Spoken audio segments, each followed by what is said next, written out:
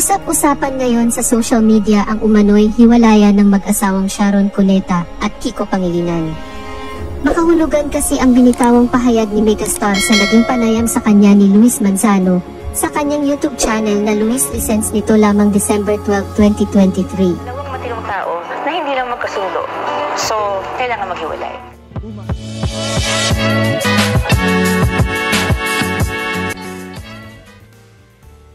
Ayon kay Sharon, bagamat lahat ng mga blessing sa buhay ay nasa kanya na, mayroon umanong isang bagay na ipinagdasal niya, na hindi sa kanya na ibigay at ito ay kanyang hinangad simula pagkabata pa, na magkaroon ng asawa, magkaanak, at alagaan ang mga ito.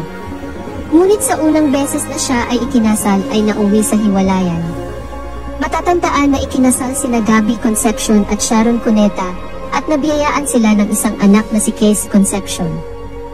Inamin naman ni megastar na nahihirapan siya sa kanya ngayong asawa na si Kiko Pangilinan dahil sa malaki ang pagkakaiba ng kanilang mga propesyon.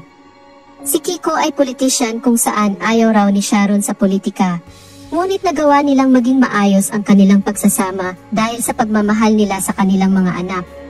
At pareho silang respetadong tao. Ngunit dahil sa hindi pagkakaintindihan kaya kailangan maghiwalay. Buong pahayag ni Sharon Cuneta, I am very grateful for everything I've been blessed with. But you know what's funny? Isa lang yung dinasal ko na lahat ibinigay sa akin pera yun.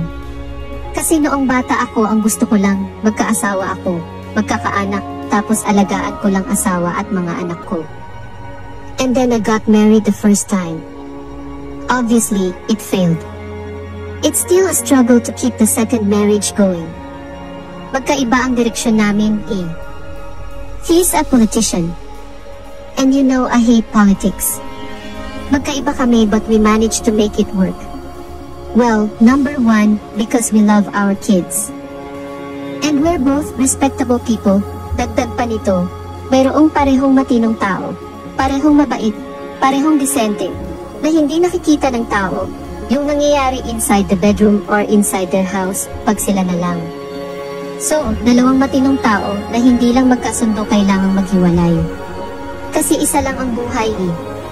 Mas masarap pag-usapan kasi kung may isang masama, isang maganda. Mas masarap ikwento. Wala pa namang opisyal na pahayag na inilabas si megastar patungkol dito. Tila nagpahayag naman ito ng kanyang damdamin sa kanya ng buradong post sa Instagram.